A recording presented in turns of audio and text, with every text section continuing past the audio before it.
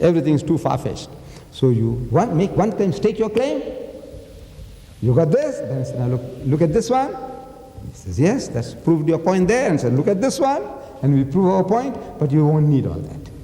If there is a sincere person, sincere at heart, you proved your one case, he wants to know further, what did he teach? Let me see. What does the book say?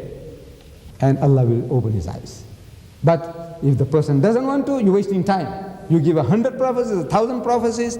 Jesus Christ with 1,000 prophecies to his backing, that the Messiah is coming. The Jews rejected him. 1,000 prophecies and miracle working, giving life to the dead, walking on the water. All. Healing the lepers, the blind. What away? Nothing.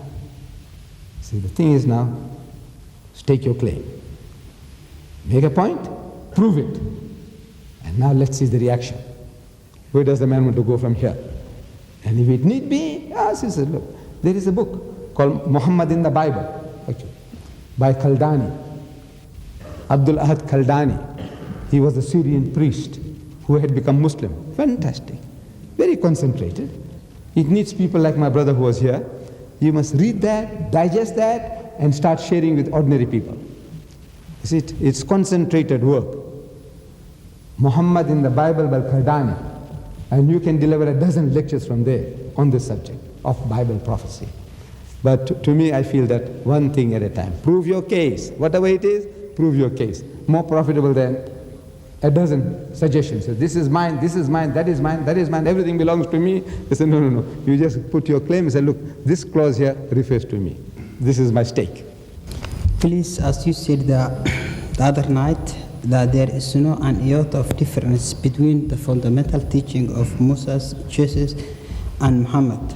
But we all know now that there is a fundamental difference between the three mentioned religions. Would you please tell us when and where and how this difference occurred? Thank you.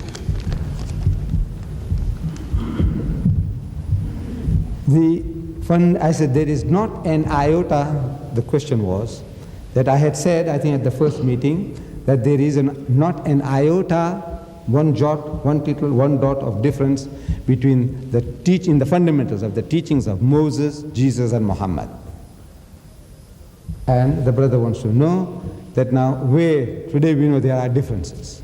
Where did the differences arise? Well, with regards to Judaism, the concept of God, except for saying that, they have certain concept which is not coming far enough, but it was given to them according to the background and experience, according to the needs. They are still a monotheistic people. They believe in oneness of God. With regards to the Christians, they have deviated away from the path. You see, Jesus Christ taught the unity of God. He said, Shama Israel Adonai Eloheinu Adonai Echad. Hear, O Israel, the Lord our God, the Lord is one. Finish. He repeated what Moses had given for 1300 years before. No difference. But now where did the Trinity come from? You see, the pagan world around Palestine, the Romans and the Greeks, they had the man gods beyond counting. Around the time when Jesus walked this earth, these people, they worshipped many gods. They had the Trinity. Who? The Romans had the Trinity. They had a Trinity, this is Apollo, Venus, Horus. They had their man gods beyond counting. They had their Jupiter, the god of heaven, Pluto, the god of hell, Vulcan, the god of fire, Neptune, the god of the sea, Mars, the god of war. And Zeus was the father of all these many gods with his many wives and many children, sitting on some planet, and from there he was sending his sons into the world. As the need arose, his Apollo, his Horus, his Isis, his Osiris. See, this was pure mythology, sheer mythology, fairy tale. But a people who believe in fairy tales are not fairy tales. These are realities. So among such a people goes this new religion, a new teaching of Jesus Christ, that the Son of God, metaphorical. A Son of God has come in Palestine. So what was metaphorical to the Jew became literal to the Greek. And they became the pioneers of that message to the Western world. So today the Christian world is looking at a Jewish scripture, Jewish language, a Hebrew idiom and metaphors through Greek glasses, as the Greeks saw it. So they saw Trinity where there's no Trinity, they saw plurality where there's no plurality. This is the problem. The problem was created at the Council of Nicaea in 325, where they declared Jesus Christ to be God incarnate, God in human form. This was democratically passed at a synod meeting of the bishops in 325 years after Jesus. The only God who was democratically elected was Jesus Christ. You see? So that is where it started in the year 325. I don't know where the brother is who asked the question. You see, oh yes, that is my knowledge. That's how it goes. Yes. Deedat, after your 3 lectures, we can understand that it is easy to understand that the message is the same for all the human kind. You have experience with the priests. Why the priests are not able to understand that?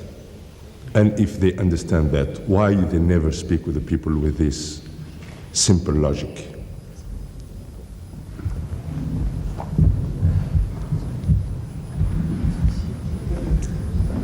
I think there are 2 difficulties. Why the learned man, in any religion, he doesn't see the truth. You see, he doesn't. The learned man, he opposes truth bitterly. You see, the people, if you read the Bible, you find that the people who opposed Moses, who were they? They were the leaders of the Bani Israel. See, every man feels that, look, am I not better than this fellow? You know, this man is a stutterer, man. You know, he's a renegade from the law. We ran away.